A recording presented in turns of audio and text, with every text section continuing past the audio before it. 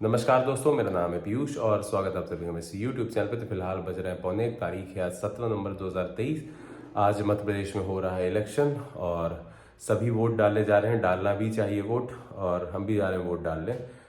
हालांकि मैंने जो अभी तक अपना एक्सपीरियंस देखा कि बहुत ज़्यादा अंतर नहीं आता। ये ज़रूर कहा जाता है वोट डालना आपका सबसे बड़ा अधिकार है, इसका प्रयोग करो, पर पर्सनली मैंने देखा आपकी लाइफ में बहुत डिफरेंस नहीं आता है। हाँ, वोट इस काम आता है कि जो प्रेजेंट में निरंकुश हो रहे नेता है, जो सत्ता है, सत्ताधारी लोग हैं, उनको आप चेंज कर सकते हो, उनको आप हटा सकते हो और दूसरे को ला सकते हो। हालांकि अंत में कहानी फिर से वैसी चलने लगती है। आपका भी कुछ नहीं बदलता, उनका भी कुछ नहीं बदलता, सब वैसे के वैसे ही रहते हैं। लेकिन ठीक है, फिलहाल आपके हाथ में एक चीज़ होती है कि जो प्रेजेंट में आपकी सरकार है, अगर वो निरंकुश हो गई है, अहंकार में है और ड्रामेबाजी कर रही है, काम नहीं, तो आप उसको हटा सकते हो और दूसरे को ला सकते हो, दूसरे को चांस दे सकते हो। अब इससे ज़्यादा आप कर भी कह सकते हो यार। मैं मतलब भारतीय राजनीति की तो ये हालत है कि अगर यहाँ दूध से दूल्हा आदमी आ जाएगा, वैसे तो वो सक्सेसफुल हो ही नहीं सकता भारतीय राजनीति। अगर हो भी गया तो वापस वैसा हो जाता है, उसको वैसा बनना ही पड़ जाता है। तो प्रॉब्लम सिर्फ नेताओं में नहीं है, सभी में है, चाहे वो जनता हो चाहे नेता हो। तो अहंकार में आए भी कैसे ना, इतने चेले चपाटी मिल जाते हैं भाई साहब नेता बनने के बाद। मतलब ऐसा लगता है कि भगवान वेट कर सकता है, हम तो नेताजी को पहले प्रणाम करेंगे। मतलब इस टाइप की हालत रहती है। तो इतने में किसका सर अहंकार में न चला जाए, तो ये हालत रहती है। मैं भी जा रहा हूँ वोट डालने और बेरोजगारी, महंगाई, ड्रामेबाजी, ये सब तो कंसिडरेशन में ले ही रहा हूँ। लेकिन मैं खुद भी मध्य प्रदेश में एक घोटाले का शिकार हूँ, एक ठगी का शिकार हूँ। मध्य प्रदेश की इस सरकार के नाक के नीचे रीवा में गौशाला घोटाला हो गया, जिसमें बहुत सारे लोगों को विक्टिम बनाया गया। सरकारी अधिकारियों ने, भ्रष्ट अधिकारियों ने और उनके दलालों ने मिलकर यहाँ पे लोगों के साथ लूट मचाई, उनके साथ धोखेबाजी की, उनकी पूंजी हड़प ली गई, काम किसी से करवाया गया, भुगतान दलालों को कर दिया गया। तो उसमें मैं भी शिकार हुआ, मैं भी विक्टिम बना। और सबसे ज़्यादा निराशा तब हुई जब इस बात के सामने आने के बाद भी, मध्य प्रदेश की मीडिया में हर जगह शिकायत करने के बाद भी, ऊपर से नीचे तक मध्य प्रदेश की सरकार ने कोई भी कार्रवाई नहीं की भ्रष्टाचारियों और दलालों के खिलाफ, लुटेरों के खिलाफ। तो इससे मैं खुद पर्सनली इस सरकार से बहुत ज़्यादा निराश हो गया। बहुत ज़रूरी है कि हम एटलीस्ट जो हमारा गुस्सा है वो वोटिंग के दौरान निकालें। हमारी जो असहमति है इस सरकार से, हम वोटिंग के दौरान उसको निकालें। और मैं वही, चलो चलते हैं, वोट डाल के आते हैं। 1 बज गए।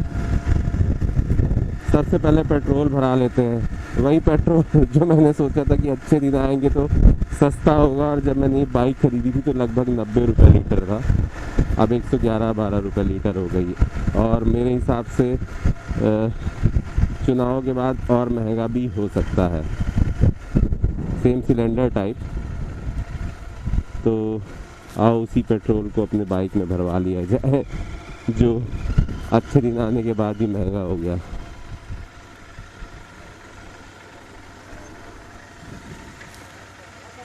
और क्या हाल है दोस्त?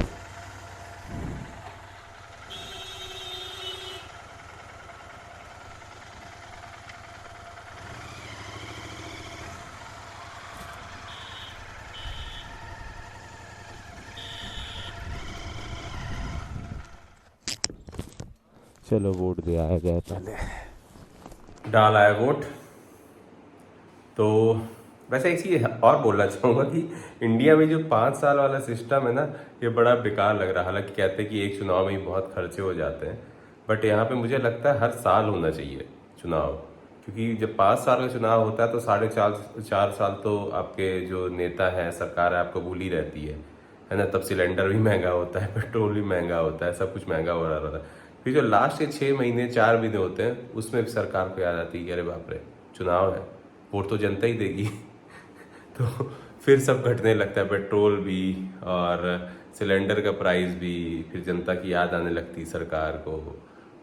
तो अगर साल भर में हो तो मुझे लगता है कि ये लोग फिर हमेशा काम करेंगे, क्योंकि उनको पता कि यार इस साल अगर हार गए मतलब अगर अच्छा काम नहीं किया तो हारे जाएंगे, अगले साल कुर्सी नहीं मिलेगी। तो लगातार हर साल ये लोग कुर्सी पकड़ने के लिए काम करेंगे भी एटलीस्ट, वरना 5 साल में 4 साल तो मजे मजे निकाल देते हैं बढ़िया, अंतिम में फिर इनको याद आता। तो मेरे हिसाब से अगर 1 साल में चुनाव ना, हर साल इलेक्शन हो, तब जाके कुछ इन लोगों पे अंकुश लगाया जा सकता है, भारत के नेताओं पे, वरना बड़ा मुश्किल है। मुझे लगता है 5 साल के चुनाव में आप किसी भी पार्टी से उम्मीद करेंगे तो 4 साल तो मुझे नहीं लगता कि उसको जनता की याद भी आएगी।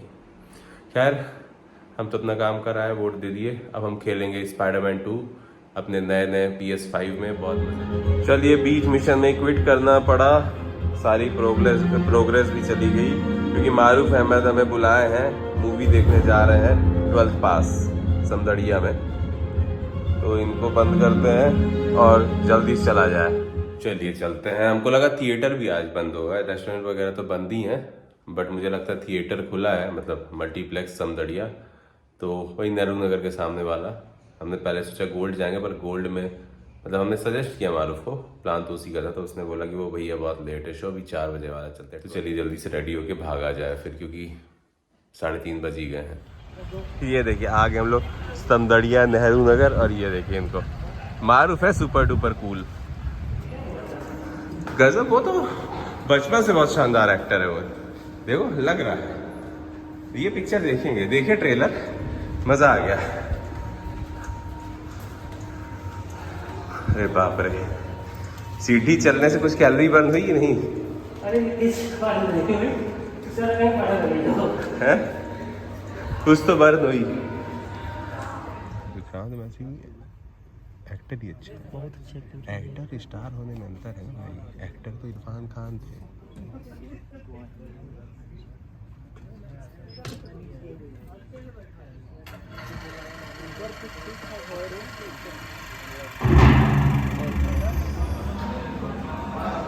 छोटा रावण जी ने कहा था कि जब तक छोटा भाई है, बड़े भाई को तकलीफ नहीं होनी चाहिए, और ये देखिए उसका सबूत है, समोसे, पॉपकॉर्न और पानी। भाई हो तो ऐसा हो, ये उदाहरण है आज के छोटे भाइयों के लिए। रावण वाली बात बोलिए तब ना। तुम तो जानते हो वाली बात नहीं, जब तक छोटा भाई है, बढ़िया है, तो बड़े भाई को तकलीफ नहीं होनी चाहिए। तो देख लिए ट्रेन लिए घूम रहे हैं वो देख कितनी भीड़ है इस समय आज यहाँ। चले, हमको भूख लग रहा था, हम बोले समोसा खा लिया जाए जल्दी से। कैसा लगा जरा जनता मस्त, बताओ। एक नंबर की मूवी थी, फुल मोटिवेटेड थी, जैसे देखनी चाहिए। मतलब लेकिन असली बहुत मोटिव time बाद- वो जो 2 लड़के कहाँ गए अरे यार चले बहुत गए। टाइम बाद ऐसी कुछ है ये। वो असली मोटिवेशन तो वो दे रहा था अपने दोस्त भैया, को। बहुत बात वो करी तो थी भैया यार। कसम से क्या बताएं यार, कहाँ से फंस गए वो लोग। हाँ, हर मिनट बगल में- वाला ना हर मिनट में बोला उसको कुछ भी चीजें हो जाए ना, तुम्हारे साथ ऐसा होगा। लग रहा था आज IPS निकलवा के उसका मानेगा। चलो हमारी बाइक वहाँ है, उठा लिया जाए बाइक। तो आ गए घर वापस, 7:15 बज रहे हैं। मूवी देखा है 12th फेल, ठीक मूवी लगी, 1 टाइम वॉच है। मतलब जितना ज़्यादा इमोशनल बताई थी उतनी ज़्यादा तो हमें नहीं लगी, मतलब हम तो नहीं हुए, क्योंकि एक्चुअल में हमसे एकदम अलग टॉपिक है वो UPSC। मतलब तैयारी हम भी किए थे, लगभग सभी यहाँ पे तैयारी करते, तो हम भी किए थे तैयारी थोड़ा बहुत, बट फिर बाद में मन उछट गया था। अभी बुक्स वगैरह, नोट्स वगैरह सब हमारे पास पड़े हैं। उसी के लिए हमने 11-12 साल पहले iPad लिया था। फिर धीरे धीरे पढ़ने के बाद लगा कि भैया गलती से सेलेक्ट हो भी गए तो हम कर नहीं पाएंगे, ये हमारे बस का नहीं है, हमसे ना हो पाएगा। कि जो पढ़ रहे हैं और जो एक्चुअल में है वो एकदम अपोजिट है। हमें वहाँ जाके बोलना है कि हम देश सेवा के लिए, समाज सुधारने के लिए बनना चाहते हैं। रियलिटी कुछ और है। रियलिटी तो ये है कि हम अपना स्टेटस उठाना चाहते हैं, हम अधिकारी बनना चाहते हैं, हम पैसे कमाना चाहते हैं। मेरे हिसाब से जो मेरा एक्सपीरियंस रहा, जो मैंने देखा पिछले कुछ सालों में, उससे पहले एक रिस्पेक्ट थी मेरी अधिकारियों के लिए, पर जब से मैं खुद विक्टिम बना बहुत बड़े घोटाले का, उसमें बहुत मैंने देखा पूरी रियलिटी इन लोगों की, तब मेरे को समझ में आया कि भैया इंटरव्यू वगैरह में या वीडियोज़ में बोलने की बात अलग है, रियलिटी कुछ और है। मतलब कम से कम नहीं तो 2-3 IAS 4 IAS के पास मैंने शिकायत की, कहीं से कोई मदद नहीं मिली। लोकायुक्त में तो खैर पूछो ही मत, बिना जांच के ही खारिज कर दिया है। मैंने फिर दोबारा, ऐसा नहीं मैं भी पढ़ा लिखा आदमी हूँ, मुझे अपने राइट्स पता है। मैंने भी ऑब्जेक्शन लगा दिया कि ऐसे कैसे बिना जांच के आप खारिज कर दिए। आईपीएस अधिकारियों के पास भी गया, एक अधिकारी छोड़ के आईपीएस मकवाना साहब, बहुत ज़्यादा मतलब कहीं से वो नहीं मिला। और हेल्प मतलब मार्गदर्शन कह लो। रीवा भी मैं गया, रीवा एसपी के पास शिकायत लिखित की, कोई मदद नहीं मिली। आईएएस तो 2-3 बदल गए, सबके पास गया, कुछ नहीं हुआ। तो मतलब ओवरऑल ये समझ में आया कि ये सब हाँ ग्लोरीफाई कर दिया गया इस एग्ज़ाम को।